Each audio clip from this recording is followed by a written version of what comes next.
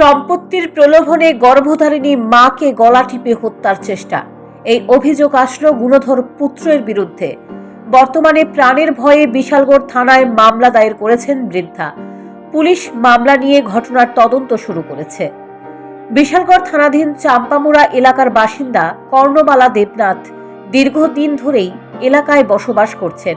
ওনার ছেলে মেয়ে সবই আছে, কিন্তু বাড়ির পাশে থাকে এক পুত্র, নাম তপন দেবনাথ।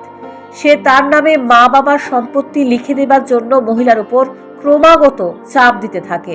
এতে মহিলা রাজি না হওয়ায় বৃদ্ধাকে পুত্র তপন, তার স্ত্রী গৌরী দেবনাথ এবং তাদের পুত্র জুয়েল দেবনাথ মিলে মারধর করে বলে অভিযোগ। মহিলা জানিয়েছেন ওনার নামে 27 কানি রাবার বাগান এবং 20 কানি জমি রয়েছে।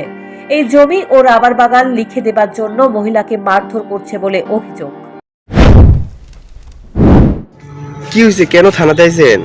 থানাতে আইসে আমার ওই তো তখন মাইরা গীতা করছে। কে মারধর করছে? মাইর করে পয়লা ফুটা জুত তুলে হ্যাঁ হ্যাঁ, বন্ধক দিতাম, পয়লা সর লাগাতে করতেছে। তারপরে আমি কই আসি তুই কি একটা মালিক নিহি, আরও তো আছে। এরপর আইয়া তার পুত্রের দৌড়াই আইসে, আইয়া ওই জায়গাত মনে বসি দিছে দেখো। আচ্ছা আচ্ছা। হ্যাঁ, এরপর আমি ফিরিয়ে আপনার ছেলে মারধর করে আপনারে? পয়লা কয়েকদিন আগে ছেলে মারতো, এখন ছেলে মারে না, ছেলে পুত্রের দাবাই করে আপনার নাতি? না।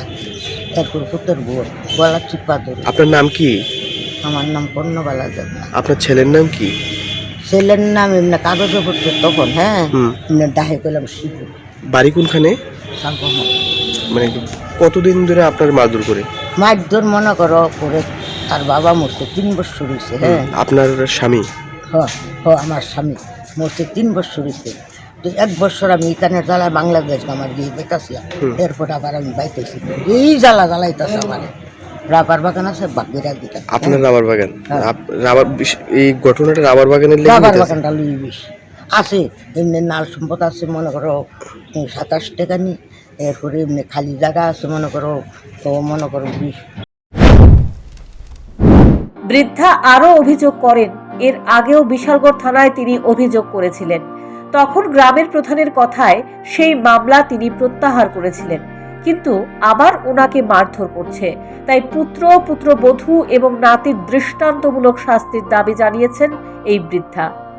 Bureau report, news prime Tripura.